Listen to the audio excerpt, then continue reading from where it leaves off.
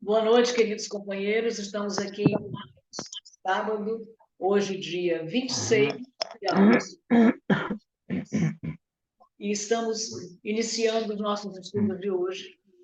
Nós estamos estudando especialmente a parábola dos trabalhadores da última hora. Nosso estudo tem sido sempre do Evangelho de Mateus, de Jesus, segundo Mateus, mas esporadicamente, especificamente, estamos estudando a parábola dos trabalhadores da última hora, em razão de um seminário, uma semana espírita que vai acontecer em nossa casa, Casa Espírita Cristã, aqui no Ibis, bairro do Ibis, na cidade de Vila Velha, Espírito Santo, a Grande Vitória.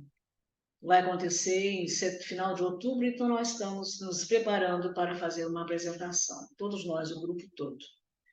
Então nós vamos iniciar compartilhando com vocês um vídeo do nosso companheiro Haroldo Dutra Dias. Eu não coloquei ele aqui, eu tenho que colocar primeiro. Que é justamente sobre os trabalhadores da última hora. Ele vai apresentar inicialmente uma fala de Jesus.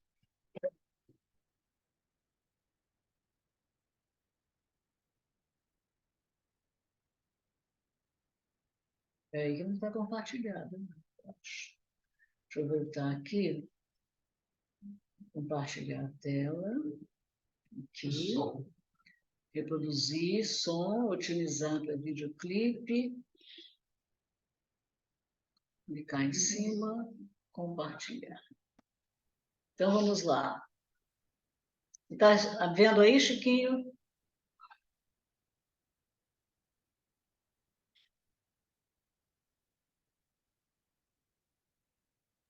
Está vendo aí, Chiquinho? Então tá ótimo. Vendo, sim. Então tá ótimo. Vamos iniciar aqui.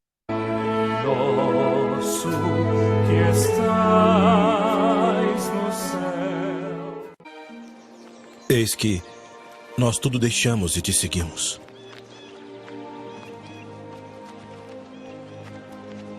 Na verdade vos digo que ninguém há que tenha deixado casa ou pais, ou irmãos, ou mulher ou filhos, por causa de mim e do Evangelho, e não haja de receber muito mais neste tempo e no mundo vindouro a vida eterna.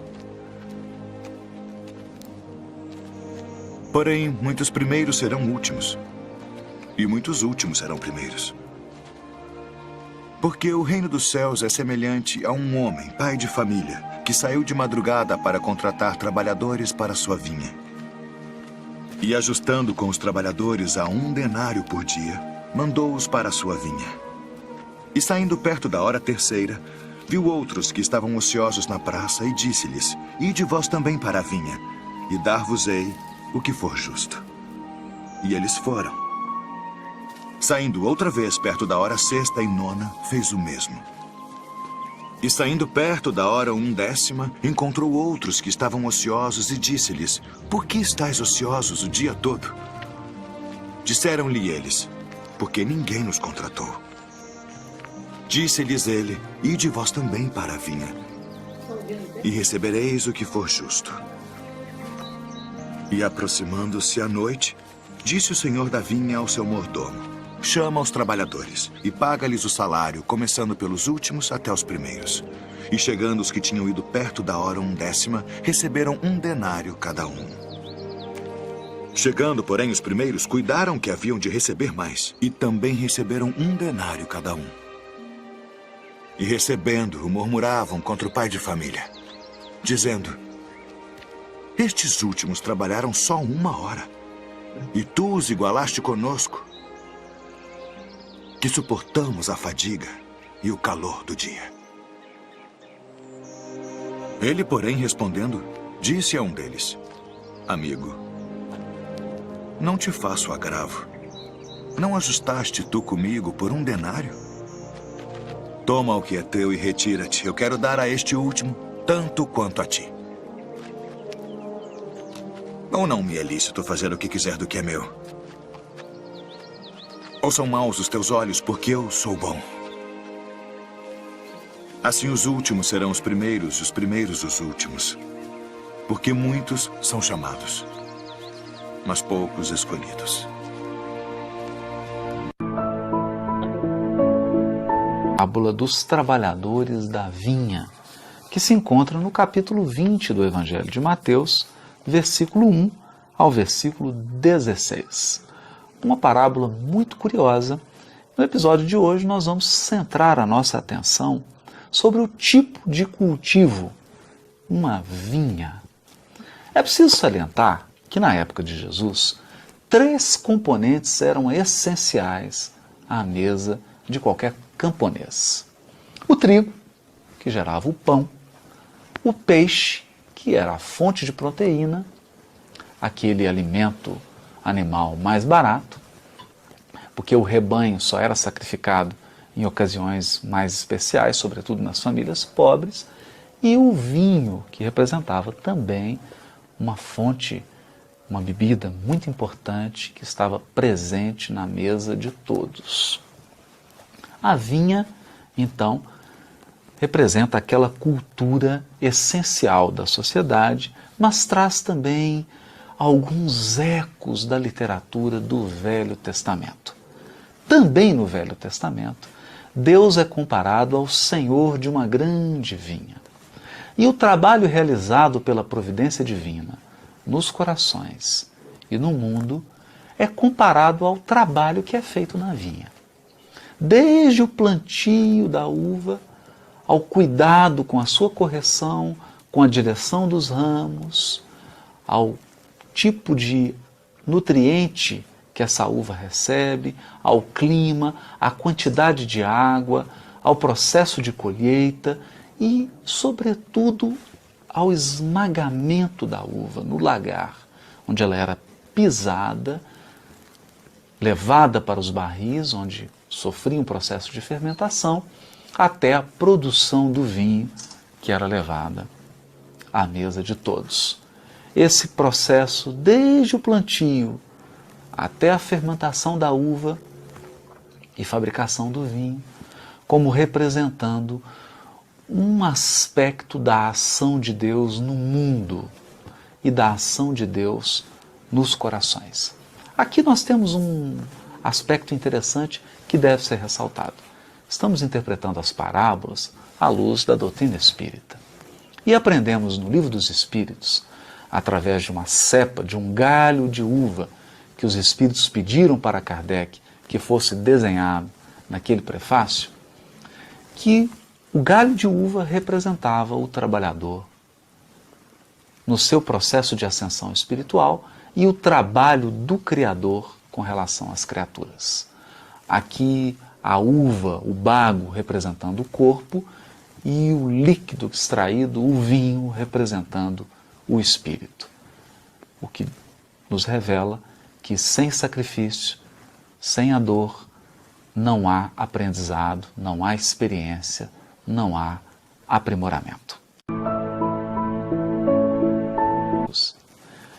No episódio anterior, comentávamos sobre a parábola dos trabalhadores da vinha e ressaltamos a importância desse tema vinha em toda a literatura bíblica. No Velho Testamento, Deus já havia sido comparado ao cultivador de uma grande vinha e o processo de regeneração do mundo ao trabalho que era realizado nessa vinha.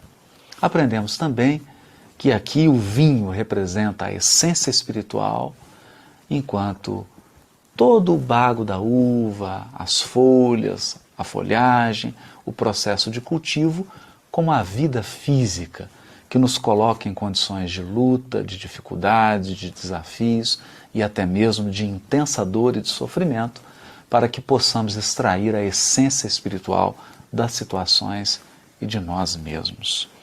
Hoje é importante destacar um outro elemento dessa parábola, que é uma história grande. Ela está encerrada no versículo 1 até o versículo 16 do capítulo 20 de Mateus. Um aspecto que nos chama a atenção nessa parábola dos trabalhadores da vinha é a divisão em horas. Sabemos que ao tempo de Jesus, grandes agricultores contratavam cultivadores ou até mesmo pessoas que trabalhavam especificamente na colheita em turnos horários. O dia então era dividido em 12 horas de luz e 12 horas de escuridão. Aqui no caso, nas 12 horas de luz, era feito o trabalho de cultivo, especialmente de colheita.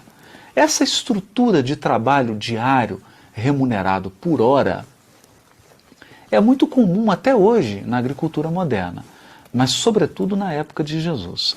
E ele tem algum eco com a literatura profética do Velho Testamento. No Velho Testamento, a própria evolução da terra, o desenvolvimento ou a regeneração espiritual do mundo é comparado a um trabalho diário, a um dia de trabalho. Por isso, não é muito incomum ouvirmos nos profetas a expressão o dia do Senhor, ou as horas proféticas. Em Isaías, Jeremias, Ezequiel, mesmo no Apocalipse, vemos reiteradas vezes essa referência às horas do dia, como representando momentos muito específicos de um grande ciclo. Como Jesus compara o reino dos céus a esse trabalho na vinha, mas chama a atenção à divisão das horas e aos trabalhadores que são chamados por turnos, especialmente aqueles que foram convidados para a última hora, temos que dar uma atenção a esse detalhe, para compreender que Deus está sim regenerando o mundo, está sim regenerando o coração de cada um de nós, mas isso não se faz de um momento para o outro. Isso reclama muitas horas. É claro que não estamos falando de horas compostas de 60 minutos, mas de diversos ciclos evolutivos, alguns durando milhares de anos, sem os quais não é possível atingir os fins, que é o vinho da espiritualidade que será extraído tanto da terra quanto de cada um de nós. Então, prestar atenção nesse elemento das horas e na importância do trabalho realizado em cada hora específica, porque cada hora tinha um propósito, em cada hora era desenvolvida uma atividade especial. Capítulo 20 do Evangelho de Mateus, versículos 1 a versículo 16. Já comentamos sobre o que significa a vinha, o vinho, a uva, comentamos sobre o sentido profético da palavra horas e agora falaremos especificamente do processo de chamada dos trabalhadores para essa vinha. Jesus destaca nessa parábola que alguns servos não foram assalariados e passaram o dia à espera de alguém que os contratasse. E na última hora foram então chamados, talvez para os processos de finalização da colheita da uva ou do preparo do vinho, e foram remunerados de modo idêntico àqueles que já estavam trabalhando desde o início do dia. E Jesus encerra com uma palavra, uma frase enigmática: os últimos serão os primeiros e os primeiros serão os últimos. Aqui, como compara a vinha ao reino dos céus e como compara o trabalho na vinha à ação providencial de Deus na condução espiritual dos seus filhos, nós podemos dizer que há uma visão moderna de gestão. O trabalho é valorizado não pela quantidade, mas pela sua qualidade. É óbvio que ninguém poderia realizar o trabalho da última hora se não fosse o trabalho realizado por todos os outros que os antecederam. Mas é importante salientar também que sem as últimas providências tomadas por esses trabalhadores da última hora, não haveria o vinho à mesa. Então Jesus destaca que nos processos de espiritualização, tanto da terra como dos indivíduos, é preciso ficar atento ao momento final, ao momento da conclusão. muito se perde nos últimos momentos. Às vezes as criaturas desenvolvem um trabalho longo, de muitas vidas, mas não conseguem concluir, não conseguem dar o fechamento, não conseguem passar para a próxima fase, porque ficam desatentos ao momento de conclusão, de finalização, ao momento final, que muitas vezes é um momento doloroso, porque todo o trabalho da vinha se conclui no momento em que a uva é pisada no lagar. Assim também, muitas vezes um trabalho longo e árduo só é concluído quando a criatura encontra o sofrimento e a dor, porque a dor e o sofrimento farão nela a conclusão de toda a obra. Por essa razão, não se estranhe de ver um mundo a braços com guerras, com corrupção, com desafios na política, na economia, no urbanismo, em todas as áreas. Estamos num momento muito especial em que a uva está sendo pisada com toda a força para que produza o vinho.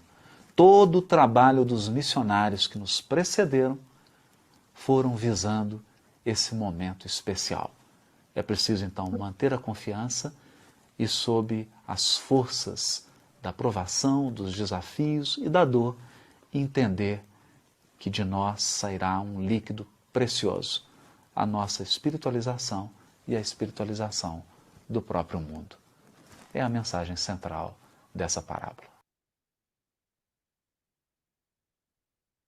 Muito interessante. O que vocês acharam? Bastante Ilustrativo. Ele falando sobre a questão dos turnos, eu não tinha pensado nisso. Quer dizer, na realidade, eles contratam trabalhadores para a primeira hora, no final ele fala, trabalhamos 2 às 6, mas o que ele propõe ali é que seriam contratados trabalhadores para fazer determinada obra, determinada fase do trabalho, seriam os primeiros, depois, em determinado momento, às 9 horas, seriam contratados mais alguns para fazer uma outra fase, uma outra etapa daquele trabalho, depois ao meio-dia, depois a hora sexta, depois a hora nona, e finalmente o trabalho final, a finalização, que o lagar é aquela caixa enorme onde as pessoas antigamente ficavam cheias de uva, né, e as pessoas ficavam pisando até hoje. Em locais turísticos, né, as pessoas até fazem isso mais por uma questão de se divertir, de ver como era, então não existe mais essa necessidade, né? A tecnologia está muito avançada. Mas, então, eu achei muito interessante essa questão de, nos últimos momentos, realmente, os últimos momentos são a conclusão desse trabalho, já desenvolvido por outros, e muitas vezes por nós mesmos, que agora tem que ser concluído, finalizado. E ele fala, inclusive, parece que você vê que ele está mais novinho, né? Isso deve ter uns 6, 7 anos esse vídeo, até mais, né? Mas ele está falando como se estivesse falando agora. Né? A questão dos problemas da política, dos problemas sociais, os problemas do mundo, das dificuldades, né? É muito interessante. É justamente o momento final em que a uva está sendo amassada, ou seja, que nós estamos sendo forçados, esmagados, sendo forçados para escolher o caminho, né? E é o momento do sofrimento, de pegar ou largar. O que vocês acham? Vou comentar. É importante verificar aí que ele faz a comparação também dessa questão dos períodos, né, de evolução da Terra. Então, isso aí são os períodos, primeiro dia, segundo dia, até o sexto dia, o sétimo dia. E nesse sexto dia, nós estamos entrando ainda, terminando o sexto dia, né, para entrar no sétimo dia. Uhum. Então, é importante lembrar que os primeiros que vieram sofreram e, pela inteligência divina, colocaram aqueles mais comprometidos, porque eles precisavam de passar por aquilo, que vem desde antes de Cristo, desde a época da história antiga, ali, no mundo antigo.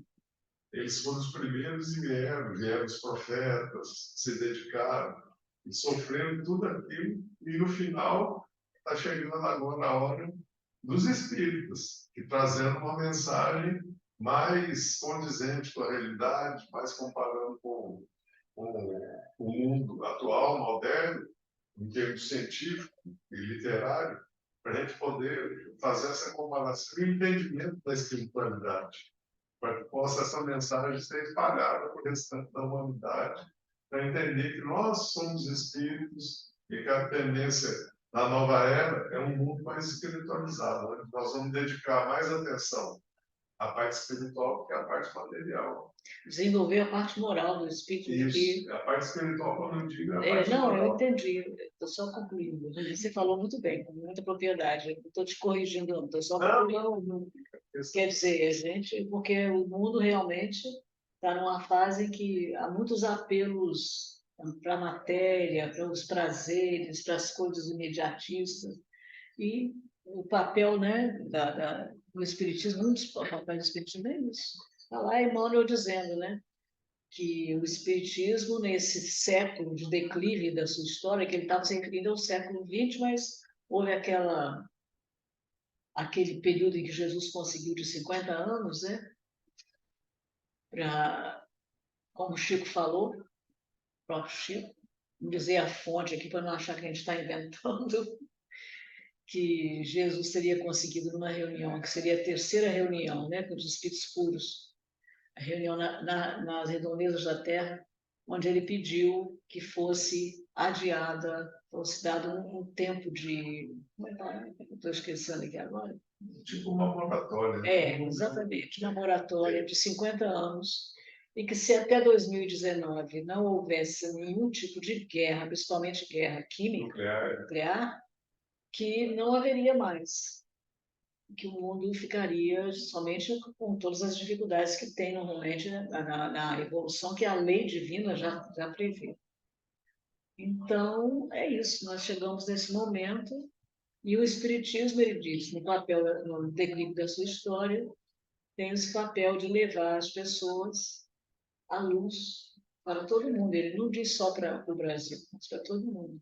E nós percebemos, né, a partir de Divaldo, a partir de doutora Marlene Nobre, que algumas instituições espíritas foram criadas em vários países. Vários países, dá para ver. Isso aí, mesmo que elas têm muito.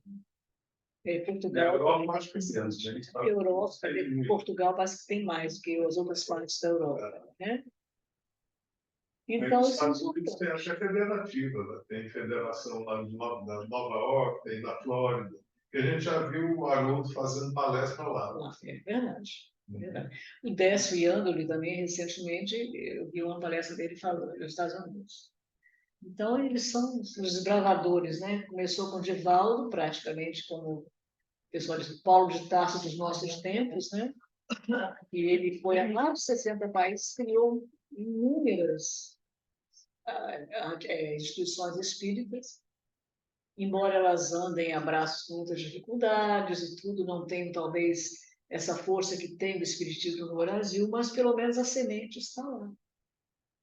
E o importante é que as pessoas não desistam, prossigam, arregimentem outros trabalhadores, não no sentido de conseguir adeptos, mas no sentido de conseguir união para se fazer o trabalho que tem que ser feito, divulgação principalmente, que tem muitos desses países onde não há uma necessidade dessa parte, pelo menos física, material, de caridade, de você levar quilo, porque eles já atingiram um progresso que não existe mais pobre.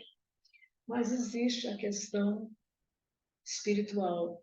Nesses países também, como existe tudo, não há mais carências, as pessoas passam até a se desinteressar pela vida e existe muito suicídio, muito depressão, e o trabalho, um dos trabalhos muito importantes do espiritismo é isso, levar o conforto, o amparo, a elucidação, né?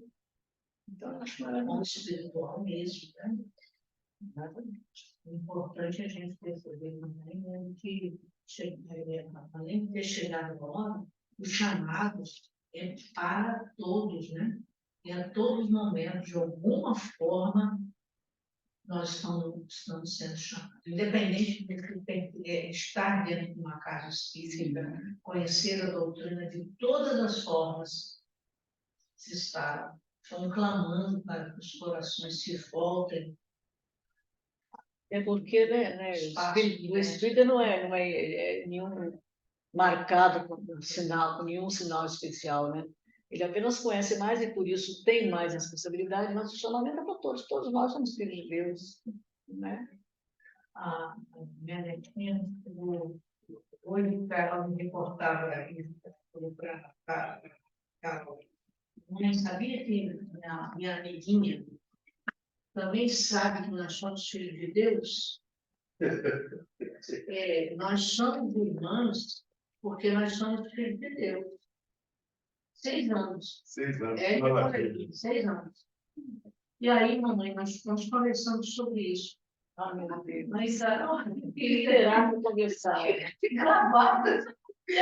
Nossa, muito bacana isso. Ela conversou com a coleguinha que elas deduziram, né? Nós somos irmãs porque nós somos filhos de Deus. Muito interessante. Essas crianças hoje. É impressionante. Eu vou para a gente ainda continuar mais um pouquinho. Deixa eu fazer uma pergunta. Pode. Qual vai ser a chave que vai virar para a mudança desse comportamento que hoje em dia a gente vê que parece que o mal avança muito mais do que o bem. É o final sempre. Isso, né? Mas qual é a chave que vai virar para que esse mal termine? Haja vista que a evolução do globo é para um mundo de regeneração, onde o bem sobrepõe o mal, né? E a gente vê o crescimento do mal hoje, né? Qual é a chave que vai virar? Porque, vamos dizer assim, Já está virando. não, mas está virando talvez ainda a conta-gotas. Vai ter uma chave que vai virar em massa, porque quando você fala o seguinte, e se desculpa a minha falta de fé ou incredulidade, né? Eu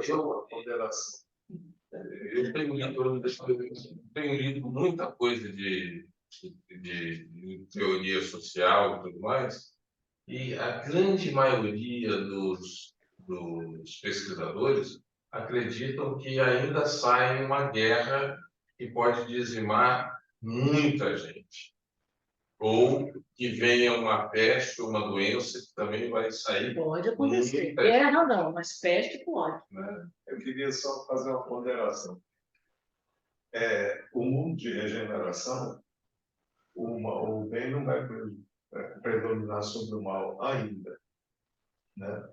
Conforme está no livro dos Espíritos, no Evangelho segundo o Espiritismo, as ações, o mal predomina, porque a matéria predomina sobre o espírito ainda. No mundo de regeneração, é um período como se fosse um período de descanso, que a gente adquire uma certa paz. Só no mundo feliz, que seria a próxima etapa depois do mundo de regeneração, que o bem estaria em maior escala do que o mal, mas ainda existiria o mal, mesmo no mundo feliz. Só deixa de existir o mal no mundo celeste. Aí não existe nada de mal. O espírito tem total predomínio sobre a matéria. Então, mesmo no mundo de regeneração, é um mundo de transição de provas e expiações para o mundo feliz, que seria o mundo de Deus. Eu não quis dizer que não existe o mal, mas que o bem sobrepõe o mal. Mas o bem só vai sobrepor ao mal no mundo feliz, não é no mundo de regeneração ainda não. No mundo de regeneração é um mundo de descanso, o pessoal fica cansado do mal, então dá uma pausa, diminui muito essa tribulação, essa questão do... Essas questões mais críticas, mais econômicas, né? O cara roubar merenda escolar, então isso aí começa a dar uma diminuída. A sociedade passa a ter um período de mais descanso, desde mais paz, vamos dizer. Mas ainda tem o mal. Ainda tem expiação e tem prova. Tem. Eu O Nivaldo conta nesses livros dele, desde Transição Planetária, e o outro, Amanhecer de uma Nova Era, que nós teremos, e estamos já tendo, a ajuda de espíritos que se inscreveram junto a Jesus, de outros planetas mais desenvolvidos, para vir ajudar na modificação da Terra. Muitos já reencarnaram, que seria aquele símbolo, aquela metáfora que está lá no livro do Apocalipse. As estrelas cairão do céu. É do prefácio do Evangelho também. Também. Exatamente. Então, que ainda estão previstos chegar mais ou menos um milhão de almas de espírito de outros planetas, e que isso que seria a chave. É o início, eles vão vir, as crianças vão começar a modificar essa situação que a Yolanda está falando, no caso do isolado, mas isso vai crescer muito. E, ao mesmo tempo, os espíritos do mal, aqueles que não querem mais mesmo fazer qualquer tipo de esforço para abandonar essa posição, já foram muitos e estão sendo levados, então vai prevalecer pelo menos a boa vontade, né? Como diz Chapu, o mal não vai ficar totalmente abolido, mas não vai existir mais esse mal, esse atos. Olha, e a gente fica revoltado. Esses dias, né? Eu quero falar disso. Não, é que nós vamos entrar, aqui nessa fase de transição, de que o mal ainda tem Ainda mais reina, né? Com esse exemplo que o está dando, que os corações ainda são capazes de desviar, fazer desvio de verba, das coisas mais absurdas, o cara roubar grandes básicas, né? Para todo, bem comum. Roubar vacina. Então, os espíritos vão entrar dentro de um cansaço, eles vão, os corações vão cansar de fazer mal, embora não tenham ainda vontade de querer mudar. Semana passada, entregamos marmitex. O senhor, até bem apanhado, assim. Você via que ele não estava muito tempo na rua, mas já estava na rua. Eu estendi a marmita para ele, ele pegou a marmita e falou assim: Jesus abençoe sua família. Mas a senhora sabe o que é que eu estou precisando? Mais do que a comida? Aí eu falei: de que, senhor? De oração, minha senhora. Eu falei assim: então, por favor, feche as olhos para fazer oração junto com o senhor. Ele olhou e falou: não consigo, a senhora faz para mim. Eu falei: então, por favor. Ele fechou os olhos e comecei a fazer a prece para ele. Aqui na pressão disso. Ele começou a chorar. A marmita aqui, a lágrima caindo. Então, ele tem perfeita noção de que ele precisa mudar. Ele já está no ápice do cansaço. Está perdendo as forças. Está perdendo as forças, mas ele não consegue ainda. E eu acho que isso em todos os níveis. Nós vamos encontrar espíritos no mundo inteiro que vão cansar da própria maldade, da própria crueldade. Infelizmente, Yolanda, tem casos em que esse cansaço se torna um desespero. Como o de Divaldo, até o ano de 2025, vai aumentar muito os casos de suicídio. Divaldo já falou isso em algumas oportunidades, algumas palestras que eu assisti. Porque, às vezes, não vê solução. Olha, se você colocar no Google ali, criança superdotada, eu fui olhar esses dias aí, eles estão avaliando que tem mais de 24 mil crianças superdotadas no Brasil. Já tem associação, o governo já está criando alguns mecanismos. Tem que ser uma educação especial. Né? Então, crianças superdotadas. Você imagina o que é isso aí? 24 mil crianças superdotadas, e talvez tenha até mais, e a gente não sabe. Aí esses meninos vão crescer e vão tomar o poder. E que essas vão ser encarnações vão ser vengadores, vão ser vão precisar eles vão começar a de cada um. e todo mundo quer e ninguém faz. Eles mudam, porque eles são muito inteligentes. Se essas encarnações previstas vão assim finalizar de um modo geral, depois não quer dizer que vai se fechar as Não, portas, você- mas vão finalizar essas que são previstas para vir agora em 2027. Então, e as modificações, inclusive, no corpo físico, no próprio livro Transição Planetária, que foi de 2010, ele já fala das intervenções que estão sendo feitas em laboratórios espirituais para que as fecundações sejam feitas in vitro, devido à não possibilidade de ser gerado de uma forma natural, devido à vibração dos pais. Elas são fecundadas in vitro para depois ser inseminado, para poder aquele espírito com uma nova roupagem física, já um pouquinho modificada, porque a natureza da salto é devagarzinho, para que possa nascer esse novo ser humano, já um pouco melhor do que nós somos. Infelizmente, do que nós somos.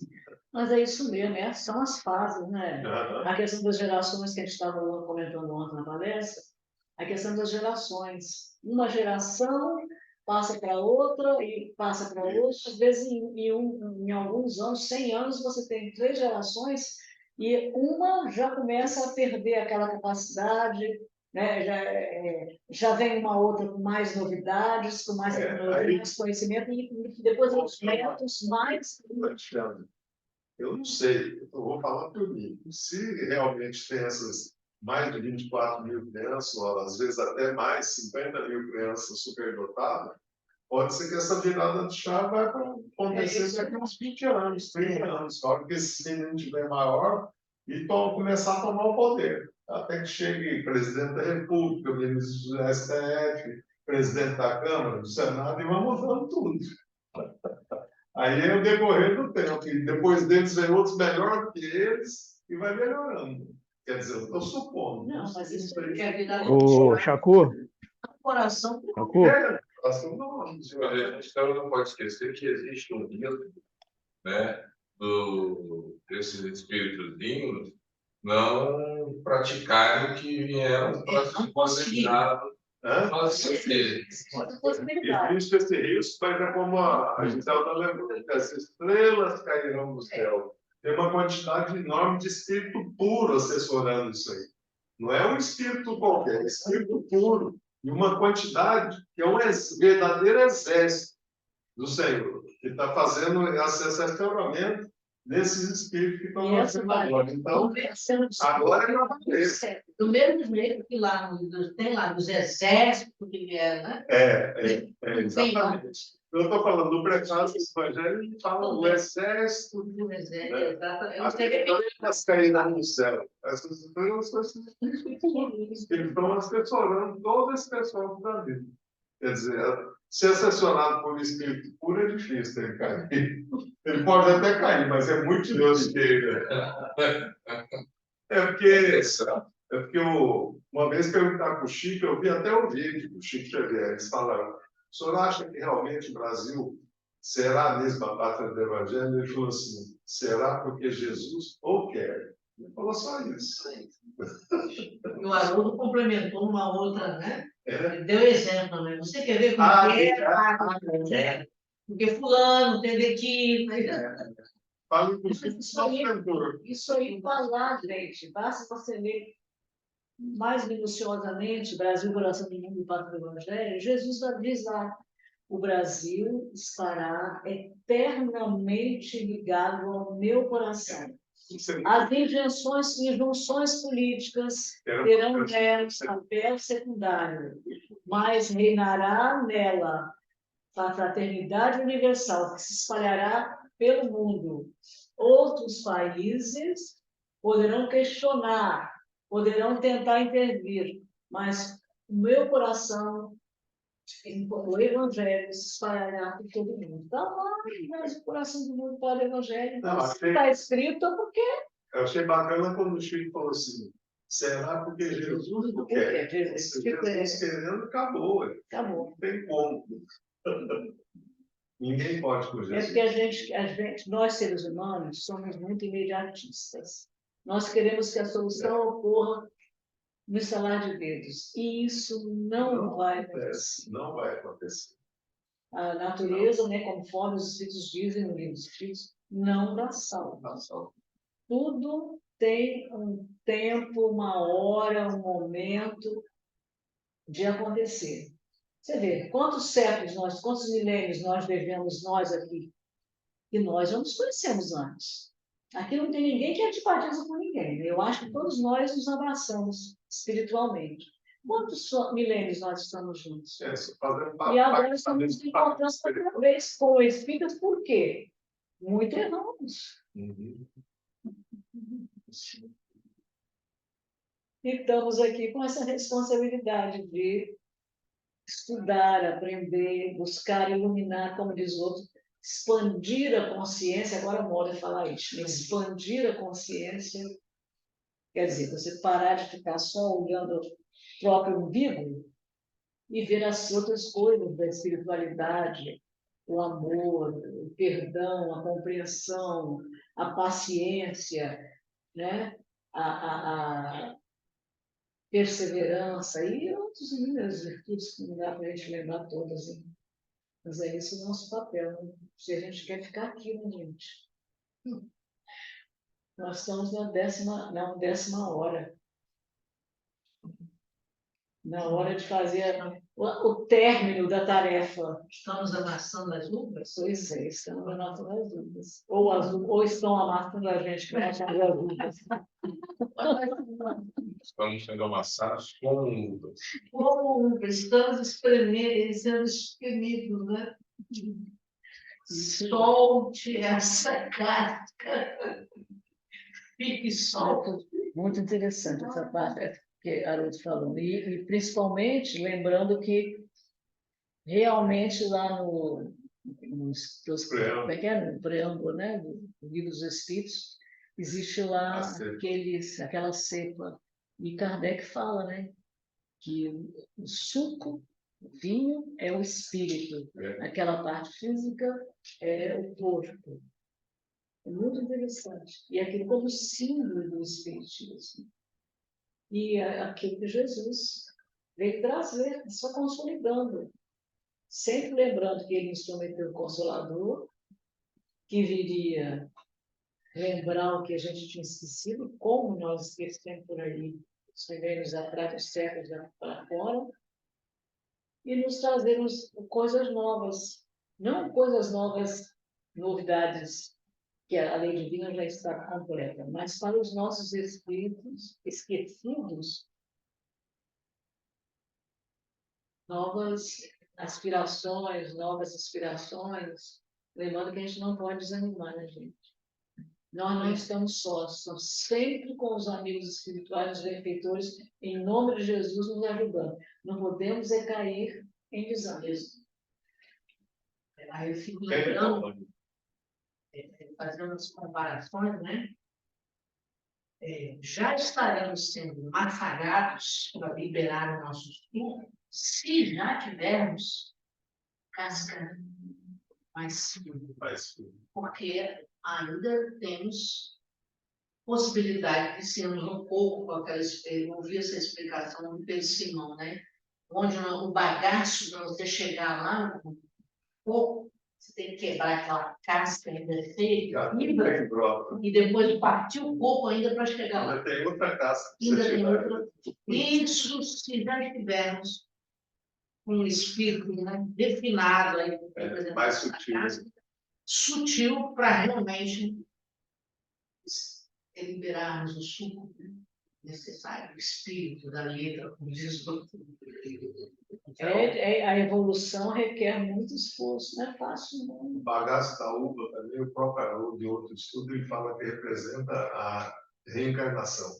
Você vê que você é amassado, é jogado fora, fica na terra, e o vinho, né, é o espírito, ele volta, torna-se amassado, esmagado, é o processo de fazer você ser depurado.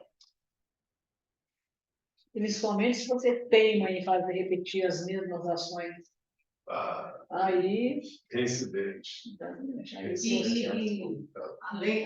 Não são as grandes, né? São algumas coisas pueris que a gente ainda vê na nossa vida. Observar. Gente, outro dia, eu moro num prédio, são uns dois apartamentos. E aí tem condomínios, vive respeitando o outro. E tem lá certa coisa do lixo. Você não pode botar o lixo cedo, você tem que botar ali. Tá? Um dia desses, meu Deus, por que coloca esse lixo aqui? Conversamos sobre isso, era uma coisa, eu vou falar, calma, eu deixei isso. Eu coloquei o meu lá fora, deixei o outro lá, subi um lance, voltei, peguei o lixo do dela fora. a consciência, consciência do eu. Eu primeiro disse, não vou virar isso aqui, já conversamos várias vezes, né? Subi um lance de escada. No meio já estava com a vergonha quase chegando aqui. Quer dizer, sou capaz ainda dessas coisas tão pueris, talvez as maiores ainda que nem admito. Não admitimos, né? É muito difícil nós aceitarmos. Tem um ditado que diz que Os o nossos diabo defeitos. mora nos detalhes. O quê? O diabo mora nos detalhes. Detalhes, exatamente. O grosso da coisa você observa, porque você está prestando atenção nesses detalhes, você não observa. É ali que mora o diabo. Ok, gente. Essa história, muitos serão chamados, poucos serão Poucos escolhidos. escolhidos. Nós vamos continuar nos vendo muitas e muitas vezes. Vamos. É verdade, Alexandre. Estou bem. Estudando de cadeira de carniça. Estou bem à noite. É verdade. Os últimos serão os primeiros, né? Então, gente, Estou calado. Chico hoje não participou muito, Eu ia não. falar ali, depois ele... O que você achou disso tudo, Chico? Não, é isso aí mesmo que vocês falaram. Eu ia falar, mas já falaram por mim. Gostou do vídeo do Haroldo? Sim, muito bom. Haroldo é fantástico, né? Haroldo é ao concurso, né? É, Então tá bom, gente. Nós vamos. Eu ia voltar com aquele estudo, né? Eu já postei, vou postar de novo, porque eu já acrescentei umas figurinhas, depois eu vou postar de novo depois. E descobri também uma forma de colocar o Word aqui como se fosse um PowerPoint. Claro que não vai passando tão rápido, mas sem aquele menu que fica em cima, né? Já descobri, ficou ótimo. Então, já está tudo prontinho. Semana que vem, então, a gente prossegue. Tá bom? Nós vamos aqui, então, concluir, já que vocês já estão sabichões, não precisam mais comentar nada. Vamos agradecer a presença de todos. Quem posteriormente quiser assistir o nosso estudo, né? Nós tivemos um probleminha com o vídeo do último estudo, deu um probleminha, então não vai estar disponível. Mas estamos aqui na Casa Espírita Cristã, SEC. É interessante que quiserem se inteirar acerca dos nossos vídeos, das nossas lives, são vários temas. Basta entrar no YouTube, Casa Espírita Cristã SEC, tem um coração, esse coração está escrito dentro CEC, em azul. Eu estou dando esse detalhe porque existe uma outra Casa Espírita Cristã que também está disponível na internet, no YouTube. Então, clique em cima do coraçãozinho azul. E ali existe uma playlist com a relação de todos os temas que são estudados na nossa casa desde o início da pandemia, quando nós tivemos que nos afastar fisicamente da Terra, por determinação, né, do governo e das próprias entidades federativas. Então, nós começamos com esses estudos, são vários, em vários temas. E tema de mediunidade, tema da arte. Quem quiser assistir, são vários. Basta entrar, fazer como nós acabamos de informar. E lá está também o nosso estudo do Evangelho, NEP. Temos lá já mais de 80 vídeos para quem quiser participar conosco. E bom domingo para todos. É uma alegria sempre estar aqui com vocês. Que Jesus nos abençoe, nos ampare e continue nos dando esse apoio através dos incansáveis e abnegados benfeitores da espiritualidade que estão sempre a nos ajudar.